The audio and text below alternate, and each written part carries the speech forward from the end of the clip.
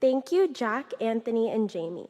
Next up, we have Mike, Anuja, and Bridget from Princeton University presenting Princeton's experience in MaxIQ STEM Launch Program to the ISS.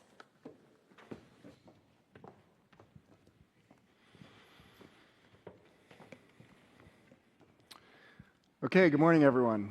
I'm Mike Galvin, and I'll be presenting Princeton's experience in MaxIQ STEM Launch Program to the ISS.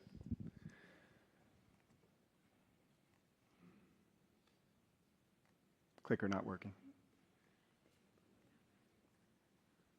Help. Okay, a little bit about me. My background was at Lockheed Martin Space Systems, but I've been at Princeton for the last 13 years as a research engineer and instructional staff. My day job is I work on larger NASA missions, like the IMAP program, which I'm showing here. Princeton's leading this program, and in the last talk we heard a little bit about the program as well. That's on schedule for launch this fall. But I also help teach our spacecraft design courses, and then my favorite part of my job is I'm the PI of our TigerSat's student CubeSat program, which is why I'm here today. And then I have Anuja with me. Anuja's a star. She is the student lead of this particular project that we're presenting today. She's been in my TigerSats program for 3 years. She's finishing up her junior year. She's the treasurer of our great rocketry club. She's done internships at MTech Space Software in Greece, and this summer she'll be at Sierra Space in Colorado. But she'll be a senior next year, and she's already looking for her first full-time job, so I highly recommend you keep an eye out for her at the career fair today. Okay, so the context here is in 2018, I came to this conference for the first time, and I met the guys from Twig Space Lab, and I heard them talking about this ThinSat program run out of Virginia Space Consortium. And this was a program to try to get dozens of schools into space, into a free-flying orbit for the first time, all together on a batched launch. And it was all for Virginia, but I met them here and I begged them to allow Princeton into the program as an out-of-state participant, and amazingly, they let us in, and we had a great time with it. And I just left the program thinking it was just like a very beautifully architected program. And it was like a 3-phase program, which you're seeing here. The first phase was we got these STEM sensor and microcontroller electronics kits that were clicked together with no solder. These were provided by a company, MaxIQ, in South Africa, that generates STEM kits and STEM curriculums with a focus towards launch programs. And in that phase, you click them together, you learn some Arduino programming, you learn reading sensors, data analysis. You can make a ground station and a weather satellite, and you can do a little on-campus launch with a drone or a small balloon. Then you move to phase 2, and you're provided these 3D printed versions of ThinSats, which are like slice of bread size vehicles. And these were provided by Near Space Launch in Indiana. But you started with 3D printed versions that were functional in every respect, and you're allocated half of the ThinSat for some payload of your choosing. High schools or beginners would typically continue on with the kit payloads, and you could click those sensors right in and click them into the half of your ThinSat payload. But universities and more advanced teams could decide at this point to develop custom, more advanced experiments and integrate them in the 3D printed ThinSat. And these were simple enough that one of my students could build, design, test, qualify his ThinSat, which was this MEMSat, from his bedroom during COVID lockdown, which was really cool. And then the culmination of phase 2 is Near Space Launch would offer a batched high-altitude balloon launch into the stratosphere from their Indiana site. And that was effectively like a qualification of your system for moving on to phase 3, which was the orbital launch. In the orbital phase, Near Space Launch integrated all the experiments into a flight-qualified metal version of the ThinSat, batched them together into a CubeSat dispenser, and they were integrated onto one of the ISS resupply missions out of Wallops Island launch base. And they were actually injected into a very low Earth orbit, 200 kilometers. So they all have it's like dozens of these ThinSats, and they have a 1-week mission, which is really cool. And then they all burn up, create no space debris, which I think is just a fantastic model. So this will look familiar. This is what led us to this year's program from MaxIQ. After the ThinSat program kind of fizzled out a little bit, it had some manageability and reliability problems. We became very close with MaxIQ, who provides the kits, and we kept thinking, can we somehow reboot this program, but in a more like de-scoped, simpler, manageable way, where we can get a manageable cadence of batch launches for schools. So this is going to look very familiar. We start with the kits. In phase 2, you can integrate the kits into this, again, slice of bread sized flat format, where each school has about 1 centimeter of thickness to play with. You can keep using the kits, or at this stage you can develop custom payloads. They get batched into this stacked platform, and then MaxIQ has relationships with NASA's Fort Sumner HAB launch base. So the batch launch gets on one of NASA's giant HAB balloons out of Fort Sumner for the qualification launch. Then we move on to the orbital phase, and this is where it changes a little bit. We're batching the slices of bread into a NanoRacks NanoLab, which is a CubeSat form factor, but it's designed to be stowed inside the ISS rather than deployed into a free-flying orbit. And that really helps with a lot of the reliability and manageability problems of manifesting these massive batch launches. So once we're stowed into this stacked format in a NanoLab, we're integrated into one of the modern ISS resupply launches, which is almost all SpaceX these days, on the way to be stowed in the ISS. And so the NanoLab's workflow is the NanoLabs arrive at the space station, they get handled by the astronauts, they get stowed into NanoRacks lockers, which get slid into racked cabinets in one of the ISS bays. And then the life cycle of a NanoLab it looks like here. You get launch, delivery. You usually get about 6 weeks of on-orbit operation in a true microgravity environment, orbiting at Mach 23 for 6 weeks, which is really neat. But what's really cool about our program is there are cargo return missions that will bring the NanoLab back, and you can break it all back up, send all the experiments back to schools, even break up the experiments themselves and give them out kind of as trophies to students or mementos of a mission and their handiwork that really went to space. So that's retrieval and received back at NanoRacks. So Princeton, we're actually customers of the program. We bought 3 slots on this year's launch. And you might be wondering, like, what are some interesting experiments that you can do in a environmentally controlled microgravity environment in the ISS? So Anuja is going to start by showing one of our experiments. Yeah, so the experiment I've been working on, we have a variety of different sensors on there. So the first one is a custom PCB, which integrates a BME 280 sensor, and so that'll collect data like humidity, temperature, pressure. We're also planning on another custom PCB with an IMU on it. We have an accelerometer, which will collect 3-axis accelerometer data, acceleration data, a gas sensor, which will collect TVOC and CO2 data, and then finally we have a barometer, which will collect temperature and pressure data.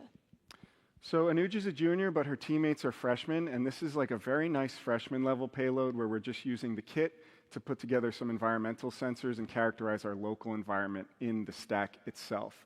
But sort of the reach aspect of this experiment, which Anuja took the reins of, is the opportunity to learn to design our own PCBs, namely in this case, designing our own version of an X chip, which is the kit component, to integrate into MaxIQ's ecosystem. And MaxIQ is super open and helpful with this, helping people make their own X chips to integrate into the ecosystem. So our next payload was also a freshman level payload. This was inspired by our 2021 ThinSat, which was Protosat. This mission was an attempt at to our knowledge, the first ever launch survivability of several different student-friendly PCB fabrication methods. We have a Volterra printed PCB, this is the Volterra tool, which is a PCB printer. It prints using conductive silver ink. We have a CNC milled circuit board, which might be familiar to a lot of students. And then we kind of have like a cheeky experiment here, which is literally just a simple solderless breadboard with jumper wires plugged into it with no staking, no glue, no nothing. And we're not forecasting that anybody's going to be using breadboards in their real flight qualified experiments. But we wanted to kind of do a reduction to absurdity thing of like really pushing the envelope of risk to see what could survive a Wallops Island launch. Unfortunately, the 2021 ThinSat launch had a systemic fleet-wide downlink failure, so we never got data back from this mission, so we decided to reboot it for this program. And so you can see here our payload down here has a Volterra printed circuit over here, a simple Adafruit solderless breadboard here, some simple environmental sensors just to serve as the canary in the coal mine as to whether the circuit boards are still working and have survived a violent launch to the ISS. Okay, then our next payload, well, we attracted one of our genius PhD students, electrical engineer, to the program also, and he designed his own mission. I am actually too dumb to understand how it works, so I have to read you directly from the email that he sent me explaining it. So this experiment implements a variable capacitor diode. When this diode moves at hypersonic speed through LEO's relatively stable magnetic field, the Lorentz force will narrow or widen its charge-depleted mid-region and thus its capacitance. So fine measurement of the capacitance of several specifically selected varactors moving at Mach 22 can serve as an orbital speedometer that depends on no external references other than Earth's magnetic field. And so we did a literature search. We think this device is novel, so we're very excited to see if it works on the ISS because it's actually it actually can't work on the ground. It needs to be moving at hypersonic speeds to detect the velocity. We also have schools, colleges from South Africa in the program. This is Parklands College in South Africa. They're doing an inertial measurement unit, but they're reading it at a very high readout rate to try to serve as a vibration sensor. We heard in a talk yesterday that the ISS is a vibrationally noisy microgravity environment, and so we're trying to see some of that on a vibration sensor within the stack. Okay, and then you heard from Nipmuc High School yesterday on their HAB program, but Nipmuc is also participants in this program, and we have the fantastic Bridget here from Nipmuc to present their ISS experiment. So hi, I'm Bridget. I've had the pleasure of working with MaxIQ and Mike Galvin for almost 2 years now. I'm a senior, but my final project before graduation is this ISS payload with 4 different sensors. The first 2 sensors are developed by MaxIQ, a weather sensor measuring temperature and humidity, and then an air quality sensor measuring carbon dioxide, hydrogen, ethanol, and volatile organic compounds. The last 2 sensors are a triple-axis magnetometer and a 9-axis gyroscope, accelerometer, and magnetometer. Both of these are developed by SparkFun and are attached to the payload using MaxIQ prototyping chips. And then for the programming side of things, we took advantage of MaxIQ's dual-core functionality, and we have 2 tasks running separately on each core. The task on core 1 handles the data collection from the MaxIQ chips, and as well as storing all the data to the SD card. The task on core 0 only handles the data collection from the SparkFun chips, allowing the data collection to happen as fast as possible from those 2 sensors. And we're currently in the process of testing everything and super excited to see the payload fly. Thanks, Bridget.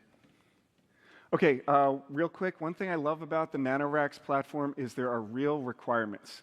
And these requirements you can flow down to student teams and schools and get them working in a real systems engineering framework, like real engineers, rather than kind of designing things willy-nilly at a student level.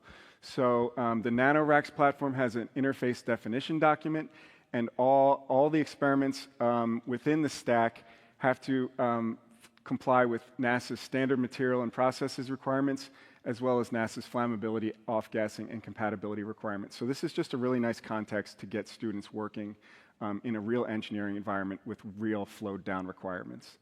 But if you have requirements, you have environments. For example, we have a a random environment and a random vibration environment from the IDD here. And if you have a vibration environment, of course, you have to do a vibe test. So my lab has a little shaker table from right here in California, LabWorks. So we could do vibration testing of Princeton's payloads. And then my lab also specializes in DIY qualification testing. So we've designed our own little shaker table, motorized. We've designed a thermal vacuum bell jar that works. It's just right size for 1U CubeSats. And then I have a 10E thermal cycling. And so that's out of Cape Canaveral. This is not part of the stock program, but you know if you have a launch going out of Cape Canaveral, it's like a really great opportunity to take your students to the KSC Visitor Center, which if anyone's been there is like a national treasure. It's like a great visit for your students and is like a really nice culmination to this year-long program. I talked a little bit about the life cycle of NanoLab. Again, like the secret sauce of this mission is the unique return phase, which we think is going to be really cool. And then what about the bottom line? So MaxIQ is hoping to reboot this program as soon as next year, as soon as starting next school year. And this is the cost of enrollment for a school or a classroom or a club. And what I can say is, from my knowledge, this is the cheapest ticket to real orbit in the world that I know of. And if there was a cheaper ticket to space for your CubeSat program, I would have just bought it. I wouldn't have spent all this time helping to plan this program. So $15,000 gets you into the program, and it includes not just the launches, but a whole curriculum. It includes all the kits for your whole club, for your whole classroom.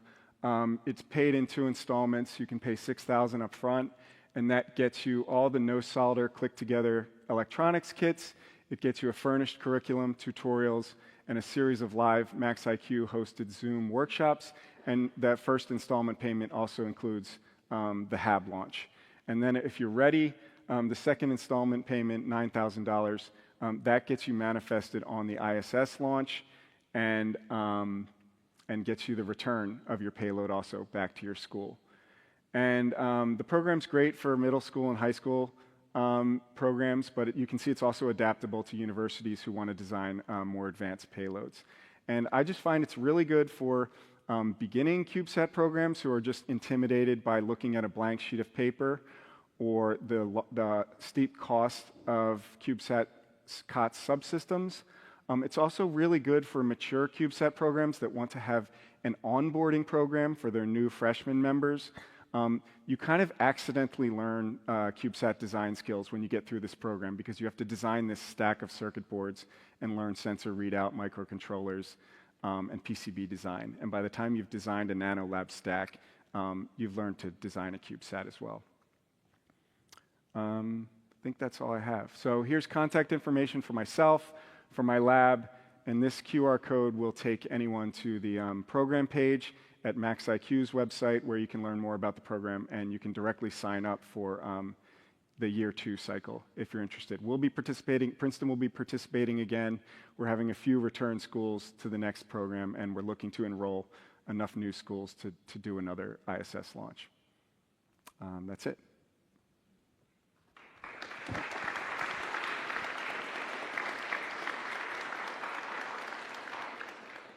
Okay, any questions?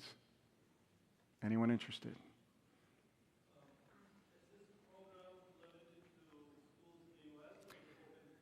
It's quite the opposite. So MaxIQ is based in South Africa, and they're very invested in enrolling schools in Africa. So I didn't show it, but this is the last year's balloon launch, and we have schools from Massachusetts, Ivory Coast, Georgia, Cameroon, South Africa. We're very invested in the international community.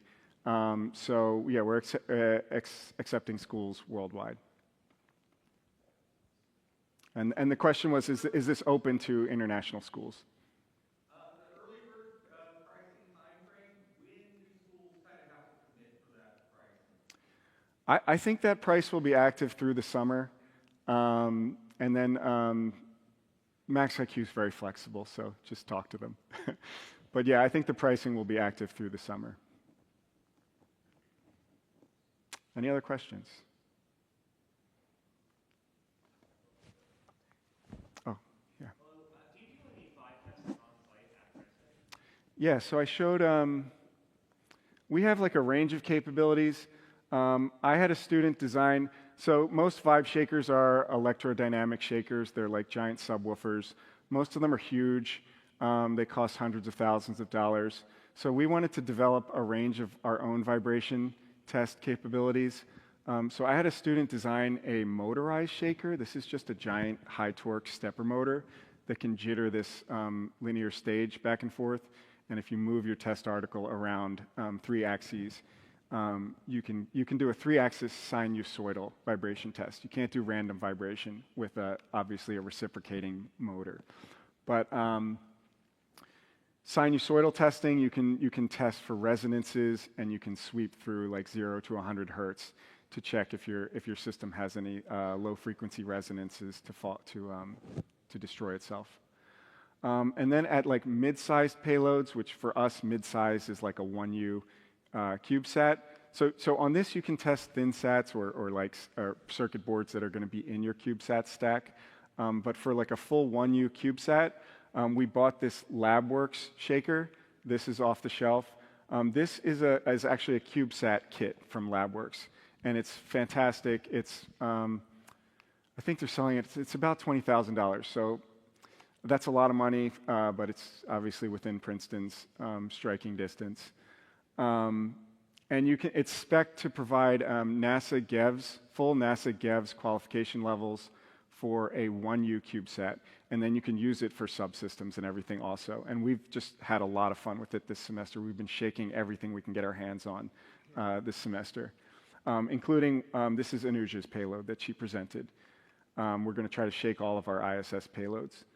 And then for things larger than 1U, there are some local environmental test facilities in New Jersey that we pay them a few $100s, and they let us come in for a 2-hour test of just 3 axes for 2 minutes each. So yeah. But yeah, I have a little time, so we have we're a mechanical engineering program. CubeSats are frustratingly an electronics project. We design terrible circuit boards, ugly circuit boards. We just learn the bare minimum of electronics we need to give us excuses to do mechanical projects. And ground qualification testing is a very rich mechanical challenge that I think is really overlooked by a lot of CubeSat programs that outsource the qual testing. Whereas if you're trying to start a CubeSat program, but you don't have money to pay for a launch, you don't have money to pay for a lot of flight qualified components, there are a lot of rich single semester, 2-semester projects in developing and using your own ground qualification test equipment. So I'm just showing a small bit of it here, but yeah, we designed our own thermal vacuum chamber that uses no cryogens. When you get down to a CubeSat level of components, you can actually cool them with just thermoelectric Peltier coolers. You don't need cryogens to get like a PC104 circuit board down to -20 or -30 C. You can do it with a little Peltier cooler.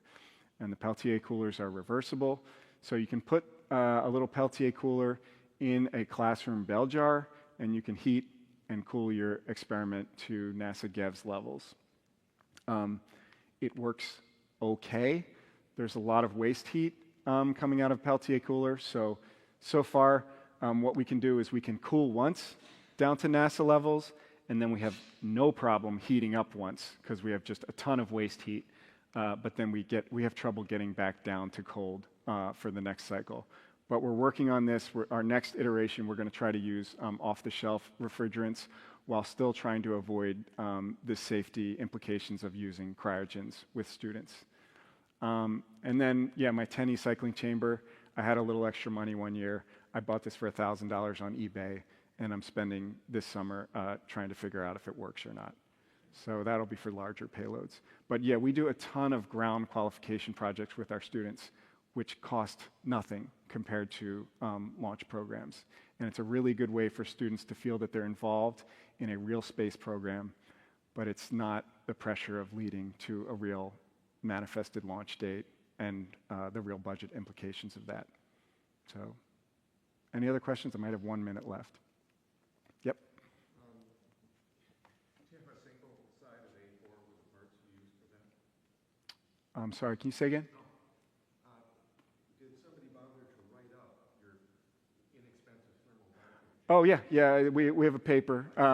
So I try not to, I like to get people to have to email me. So there's a splash page on my TigerSats Princeton website about this project, but there's a 30-page paper about the design and build and test of it, and I'd be glad to provide it if you respect my request to email. Yeah, and the question was, is there an open source design and parts list for this thermal vacuum chamber? I think I'm done. Thanks, everyone.